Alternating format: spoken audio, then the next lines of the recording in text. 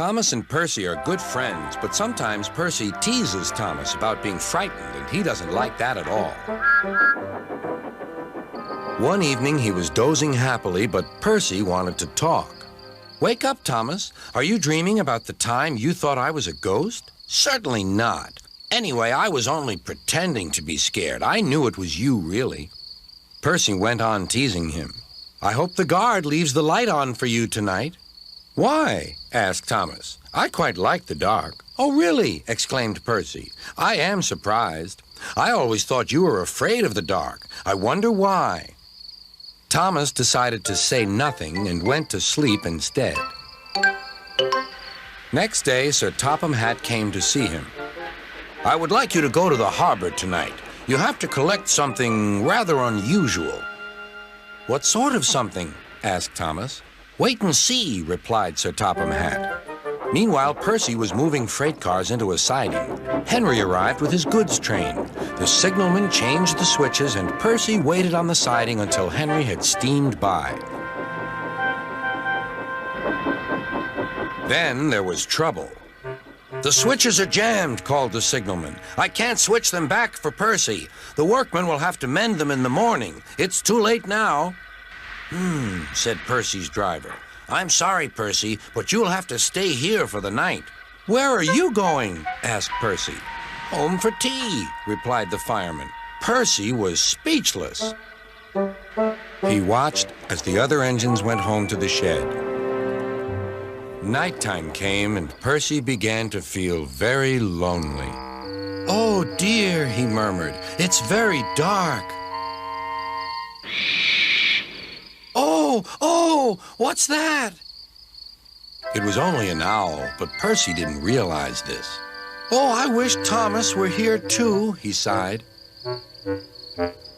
Thomas was waiting for his mysterious load at the harbor. Suddenly, there it was. "Cinders and ashes," cried Thomas. "It's a dragon."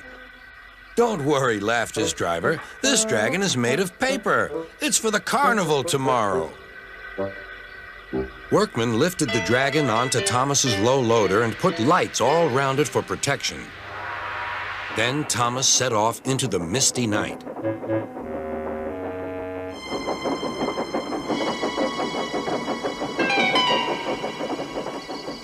Percy was asleep on his siding and had no idea that Thomas was approaching him.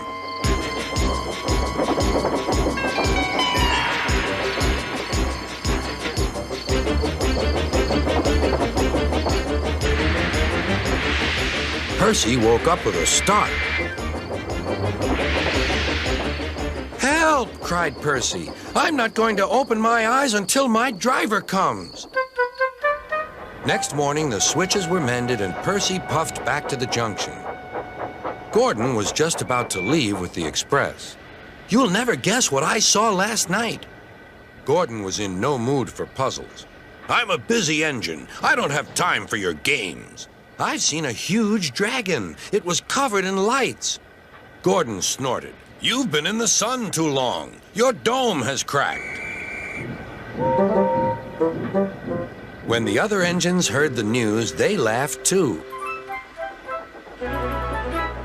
"Look out, Percy," chuckled James, "or the dragon may gobble you up."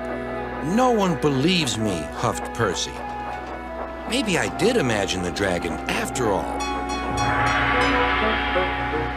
But Percy soon found out that he hadn't.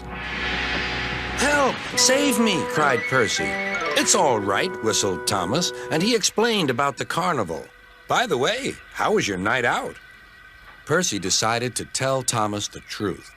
"Well, Percy," said Thomas, "maybe we do get scared sometimes, but if we're not afraid to tell each other, then that means we're quite brave, too."